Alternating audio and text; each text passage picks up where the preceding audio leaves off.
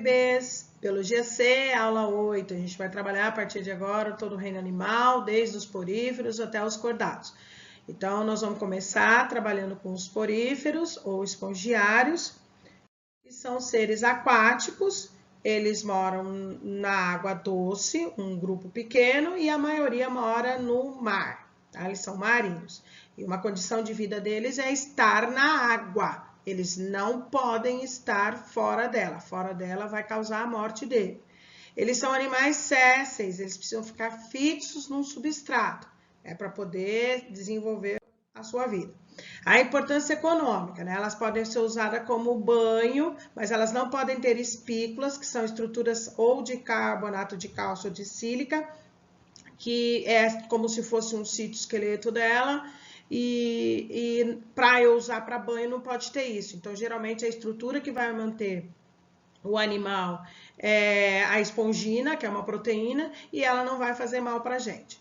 É utilizado na indústria farmacêutica, o aciclovir, que é um medicamento, um antirretroviral contra a herpes. Método contraceptivo, que eu até coloquei para você ali, que é uma esponja de espuma pequena, parece um donut com espermicida. O espermicida é uma substância química que vai matar os espermatozoides. Não é tão eficaz quanto a camisinha ou a pílula anticoncepcional, mas é uma forma de para não obter uma gestação no momento que não é adequado. Eu tenho vários poros, eu tenho uma esponja onde a água entra pelos poros, cai na cavidade, né, que não é gástrica, é um átrio ou espongiocele, a água entra pelos poros, cai ali. Esse átrio, essa cavidade, ela é totalmente revestida por coanócito, que são as células típicas dos espongiários. E o coanócito, ele vai batendo seus flagelos, vai circulando essa água e ele vai aproveitando com tudo que tem nela. O oxigênio, ele pega, entrega para uma célula do mesênquima, que é o amebócito, que é como se fosse o empregadinho dele, o subalterno. Ele pega o gás carbônico e devolve para o átrio espongiocele e sai pelo ósculo. Ele pega espermatozoide, entrega para o amebócito, vai fazer a fecundação interna, solta uma larva, que é a anfiblástula, sai pelo ósculo. Ele pega nutriente, faz a digestão intracelular, que é a única existente nos poríferos, e aí o que é bom ele entrega para o amebócito vai distribuir isso por todo o mesênquima, e o que não é bom, os resíduos são entregues para o amebócito solta no átrio ou espongiocele e sai pelo ósculo. O ósculo de forma nenhuma é uma boca, um ânus, uma cloaca ou algo parecido, né? É uma abertura para a saída da água que se encontra no átrio ou espongiocele. Tá? Eles são parazoários, eles não têm um tecido e órgão organizado, né? Eles são seres tissulares, parazoários, sem um tecido organizado. Tá? E cuidado aqui, né? Porque um grupo de biólogos acha que ele é assimétrico e um grupo de biólogos acha que ele tem simetria radial. Um grupo de biólogos acha que ele é diblástico, outro grupo acha que eles são parazoários, que eles não têm tecidos e tal. Eles não têm divisão do corpo, eles não têm sistema nervoso, eles são animais extremamente simples. Então, aqui esse desenho, ele mostra para você, né? O átrio espongiocele, que é uma cavidade, tem os poros, esses poros, a água entra, cai nessa cavidade e sai pelo ósculo. Não entra água pelo ósculo, nem sai pelo poro. Entra pelo poro e sai pela cavidade que nós denominamos de ósculo. Tá? Eles são animais filtradores, o coanócito, ele não faz tudo. Se alguém perguntar para você qual é a função do coanócito, a função dele é digestão intracelular. Mas é como eu já falei anteriormente, ele pega o oxigênio, pega o gás carbônico, devolve no átrio e espongiocele e sai pelo ósculo. Ele pega o espermatozoide, entrega para o amebócito, sai a larva, larga na cavidade, sai pelo ósculo. Então, ele não faz tudo. Mas se alguém perguntar para você qual é a função do coanócito, digestão intracelular, tá? Aqui eu tenho a definição de algumas células, que é o coanócito, que é a célula típica dele, que a função dele é digestão intracelular. Pinacócito, que são as células achatadas que revestem externamente as esponjas. Porócitos, que são células esféricas que revestem os poros. E os amebócitos, que moram no mesênquima e eles ficam recolhendo e entregando tudo para o coanócito. Tipo, ele é um empregadinho, ele é um assessor, digamos assim, do coanócito, tá? Aqui eu tenho os 3 tipos de esponja, o Ascom, o Sicom e o Leucon. O Ascom é o mais simples, e aí a complexidade vai passando pelo Sicom, depois o Leucon é mais complexo, né? Mais elaborado, né? E o Ascom é o mais estudado pela gente, é aquele lá que a água entra pelos poros, cai na cavidade, sai pelo ósculo, é a esponja mais estudada. Aqui são os elementos que fazem a sustentação, né, o citoesqueleto da esponja.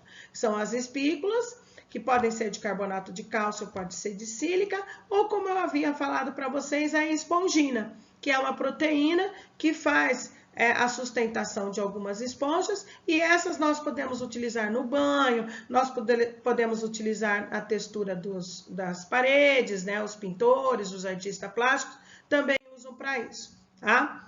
Sistema circulatório não tem, respiratório não tem, excretor não tem, nervoso sensorial muito menos. Então, quer dizer, é um animal extremamente simples.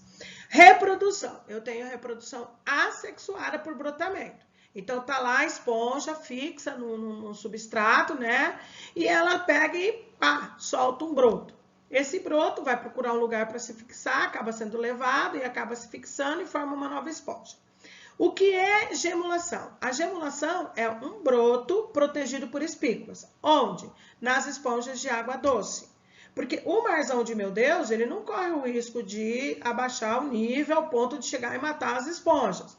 Mas o riozinho, o corguinho, ele pode baixar o nível da água e a esponja morrer. Mas ela tem a gêmula, que é um broto protegido pelas espículas. Quando a água retornar ao seu nível normal, essa gêmula, ela entra em contato com essa água, desenvolve uma nova esponja, procura um substrato e vai dar origem a uma nova esponja. Agora, legal é a fragmentação e regeneração. Você pode pegar uma esponja da água doce, botar lá no hard, no meu liquidificador, bem no hardão mesmo, e aí eu posso ainda passar numa peneira e devolver para a água doce que ela vai se regenerar. Ou posso fazer isso com a esponja de água salgada. Eu pego a esponja de água salgada, lá no hard, no meu liquidificador, passo na peneira, devolvo para o mar, ela se regenera. Ou ela mesma faz em seu ambiente natural. O problema é, eu não posso pegar uma esponja de água doce, fazer essa fragmentação e jogar ela no mar. A mesma coisa a esponja de água salgada, a esponja que mora no mar. Se eu fragmentar ela, passar na peneira e jogar na água doce, não vai dar muito certo, por conta da osmose. Tá? Elas vão ter diferentes e aí vai acabar morrendo, tá?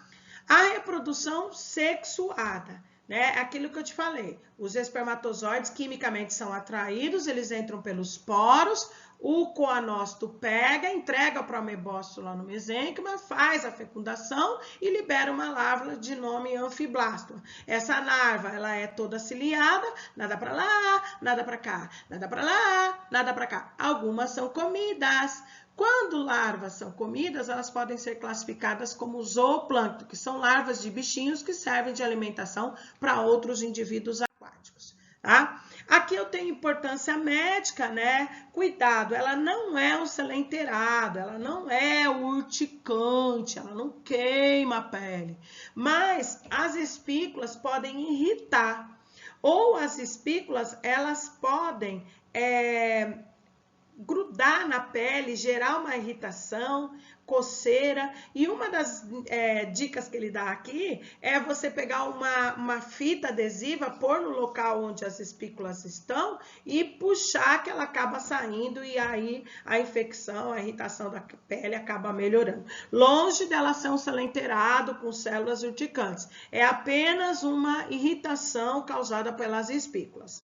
Tá? Não se esqueçam que eu amo vocês, foco, força e muita fé em Deus, cuidem-se e eu tô morrendo de saudades. Beijo!